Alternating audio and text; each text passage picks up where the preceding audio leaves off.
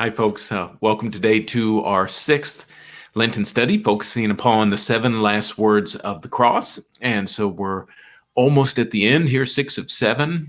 The fancy word for this would be the penultimate episode, the second to last. So we're getting close to the end. And I've been thinking about it as reflecting upon these things. I mean, these are serious things we're talking about, and it's been good for me just to kind of prepare and to think about these things and kind of call back to the heart of Christian faith and in a serious way.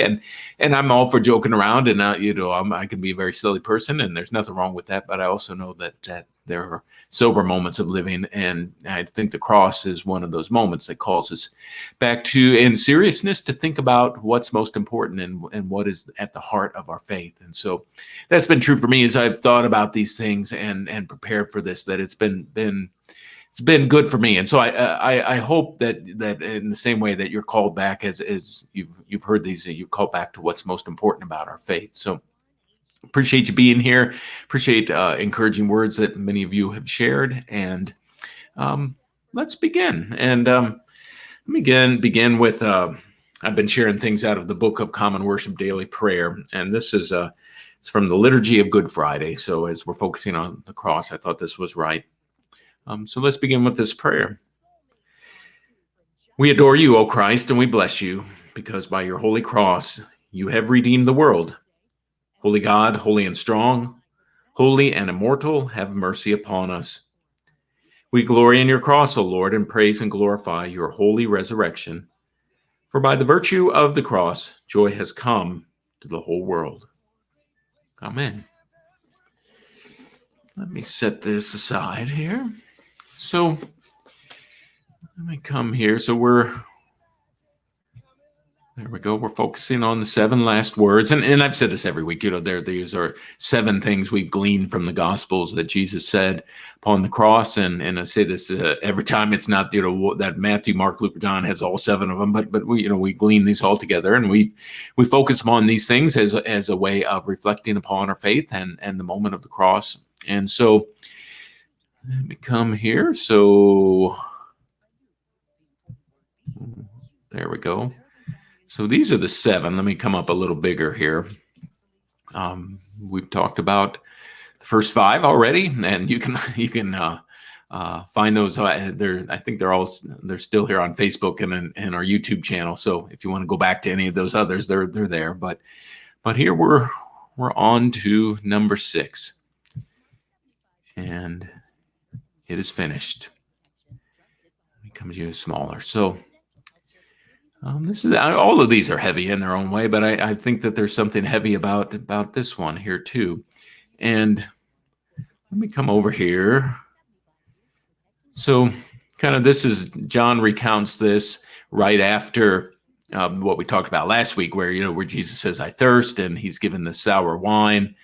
And it says, when he had received the sour wine, Jesus said, "It is completed," or "it is finished." Bowing his head, he gave up his life. And that's John 19:30, Common English Bible. I thought that it's strange the way my brain works, and I thought about something that happened when I think it was about 18, and my hometown, they had this in the summertime. They had this citywide revival, and they brought in this guy. He was the small town. He was the Billy Graham of small towns, I think was how he described himself. I checked; he's still out there even. But it's silly the things that I remember. I remember there were billboards put up around town for him and with his face, and on a few of them, some mischievous teenager put mustaches on him, and I used to do that in catalogs and things, so I got a kick out of that. It still makes me laugh, and he made light of it in one of his sermons. He said, "I've shaved, since I've come here," or something like that. And but what made me think of it it was after it was over. They had this little tiny building on an outlot on the Walmart in my hometown, and I mean, when I say little, it was like maybe room enough for a desk or something in there. I mean, and it was no plumbing. They probably had power to run an air conditioner or some lights, but that's about it in there. And they had that. They had commandeered that. They had, well, that's me, not the word, that they had gotten it from that building had been used previously. The town had a sesquicentennial celebration, and that was the office for the sesquicentennial was the little office out of Walmart in the Walmart parking lot. But anyway, they'd use that building for the revival headquarters or whatever. And I don't know who sent somebody from our church sent me and my friend over there to pick up some shelves that had been in there. And it's strange. I don't remember what I did yesterday, but I remember so much about that. I remember picking up the shelf, and one of the shelves in there was not secured and came down on my thumb and bruised up my thumb pretty good. But on the outside, the little door into this little tiny building, there was a little note that said the revival is over. and my friend and I were joking, like, it's over. and that sense of like, okay, it's done. I mean, whatever you're looking for, it's not here anymore. It's over. And so they had sent us there to get the shelves or whatever was in there. And I thought about the moment of like taking down the Christmas lights and Christmas decorations.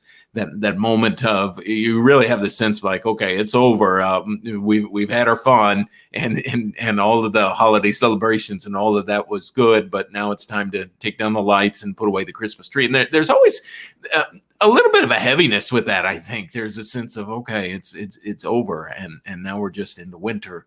Or I worked for a couple summers when I was in college. I worked at Six Flags near St. Louis as a summer job, and I remember there was always this heavy feeling to walk through the park at night after they had closed, and if I worked all the way up to closing time, and then we had to walk out, and everything was shuttered up, and all the guests were gone, and it was strange and an eerie and a lonely feeling to it. That here was this place that was bustling with life and excitement and fun, and then all of a sudden it's done. It would be tempting to hear Jesus' words, "It is finished," in that light, just to say, okay, it's over, it's done. But I think these words are used in a different sense. And not the sense of defeat, or not the sense of, well, it's that was nice, but now it's over. But the sense of sort of like, and this is not a good analogy, but like graduation. There's if you've had a graduation, there's a sense of completion to it. Okay, I've gone through all of this and all of the classes and all of the exams and wrote all of the papers and passed all the classes, and now it's completed. It's and here I'm graduating, and so it is as it should be, and there's a sadness with that, but yet there's a sense of, okay, I've done it now. I've graduated. I've moved on. Or I thought about like the last moment of, say, an artist who's making a big, enormous mural, and works on it for months or years even, and the moment of the last stroke of paint, and knowing that it's complete, to say, okay, it's complete. Or the last word of the novel written, the 400-page novel or whatever, and the writer has worked so long and revised and tried to get it right, and that moment where it's okay, it's done, and now I send it out into the world. I think when Jesus uses these words, it is finished. I think it's in that way, not in the sense of it's over, but it's complete. It's done, and that's how. Let me pull this up here again. That's how the Common English Bible translates it, as it is completed. And maybe that might be a better way to describe this, is not as it's over, but it is completed. And so, well, let me come back to here as let me say this about, for the Gospel of John, from which we've read, the theology of the Gospel of John, as John does its best to understand and communicate the life, death, and resurrection of Jesus, that this is the long-awaited apocalyptic moment, and apocalyptic in the sense of revealing. This is the long-awaited moment for where God's work is revealed. And so Jesus says it is completed. He's saying that. Let me show you a verse from earlier in the Gospel of John. And so this is Jesus speaking. This is John 12:28-32.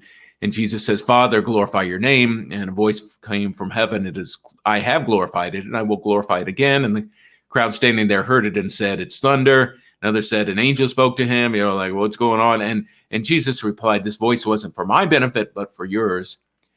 And he says, "Now is the time for judgment for the world. Now the world's ruler will be thrown out. And when I'm lifted up from the earth, I will draw everyone to me." Now, the lifted up that Jesus is using here is not the ascension, not that he's taken away, but the lifted up on the cross to say, in this moment of I will draw everyone to me. And so it's the moment of the decisive moment. Is the Gospel of John describes the crucifixion of Jesus. This is the moment where the powers, and let me come back to you full screen here, where the powers of this world are subverted and a new age has begun. That the universe is decisively changed in and through the life and death and resurrection of Jesus. And so, as the Gospel of John describes, this moment as Jesus is on the cross is the moment where that happens. And so, when you say it is over, I think what John is communicating, and let me grab my book here from Stanley Hauerwas. This is something I've referred to here a time or two. It's called "Cross Shattered Christ." Just some reflections on these last 7 words, and so what Stanley Hauerwas says is he says when Jesus says it's completed, he's saying what is over.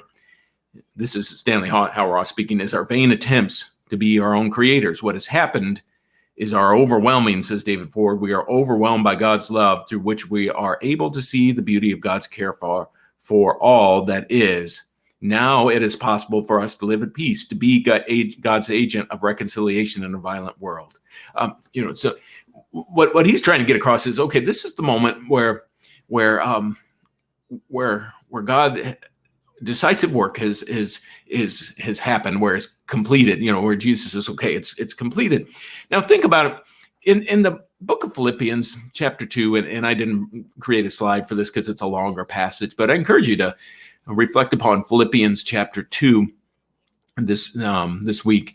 It quotes from what a lot of people think is, a lot of scholars think is an early Christian hymn. And in Paul, the writer, as a pastor writing to the Philippians, he says, "Let your same attitude be that of Jesus Christ, who, though he was in the nature of God, did not consider equality with God as something to be grasped or held on to, but made himself nothing and humbled himself to the point of death, even death on a cross." And then it goes on to say, and therefore God highly exalted him and made him above all things. So scholars would call that a U-shaped Christology. He gave of himself, humbled himself, and then God exalted him. Kind of creates the U.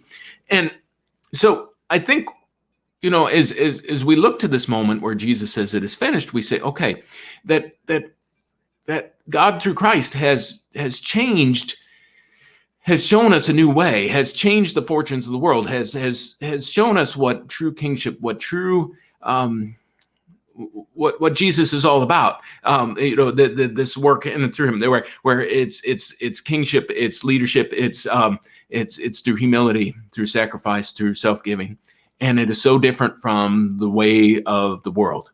And which we are so tempted to. We're so tempted to power. We're so tempted to violence. We're so tempted to hate. We're so tempted to do the ways of the world, and that's true for the people of God and the church. That's been true for us. As we have often not followed the way of Jesus, the way of humility and sacrifice and giving, but we have been so tempted to power and to success but the cross turns all of that upside down.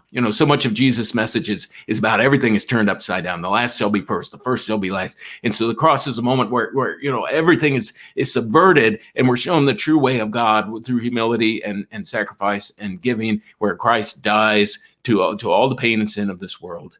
And here at this moment, Jesus says, okay, it's completed. I've done it. If we give ourselves, if we give ourselves to the cross, we cannot be the same. We follow someone who shows us a new way, a different way. And as God's people, then we're called to be that, to live that, to reflect that, to walk that path too.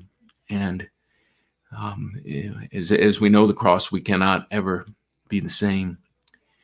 And so here at this moment where Jesus says it's completed, here we say, okay, this is the moment where God has changed things. And so something I want you to think about here is, I try to give you something to think and pray about, is this here, is who will you be in light of the cross? As we've spent these few weeks thinking about what Jesus says on the cross, we're also called to reflect upon, okay, what happens there at that moment, but we're also then called to reflect upon who will we be in light of this. And if Jesus has shown us decisively this moment that this is the way of God, then who will we be? And I think that we're called to take a deep and dark look and hard look at ourselves, and to change and to walk that same path that Jesus walks, through humility and self-giving, and to renounce the ways of violence and arrogance of this world. Not an easy thing to do. Not an easy thing to do. And so I encourage you to think and pray upon that question of who will you be in light of the cross. Let me come back to you full screen here. So we've got, well, and let me say, there's a little antidote of that I meant to put in here, and sometimes I get going and then I get ahead of myself. But I've thought about, like, as I was thinking this week, that I've been to a number of church passion plays through the years, and so kudos to them that they've done the work and put on the story of Jesus in an elaborate kind of way, and in a lot of them, though, the thing that I've never liked is like I talked about this a couple of weeks ago. They dial up the blood and the gore more so than probably was true, and more so than the scripture describes. But also, that I've seen in some, there's the moment of resurrection, and Jesus kind of comes out prancing like, hey, I've done it. And I often thought that there was this rap song in the 80s called How You Like Me Now. And I often think that should be the background to that, and I'm not trying to just be silly. That's not the way of Jesus. And the resurrection is very a quiet moment. If you read through the scriptures, where Jesus quietly restores the faith of his followers, and is not, that look at me now, kind of way, is not the way of Jesus, but instead is a way of humility and self-giving and humble sacrifice. So I encourage you to think and pray upon that here this week and the next, as we go with Jesus toward the cross. Let me send you with a short little blessing here as we go from here. May God bless us and show us compassion and mercy. Amen. Got one more of these. We'll look one more here next week. So appreciate you being with me today. So grace and peace to you all. God bless you.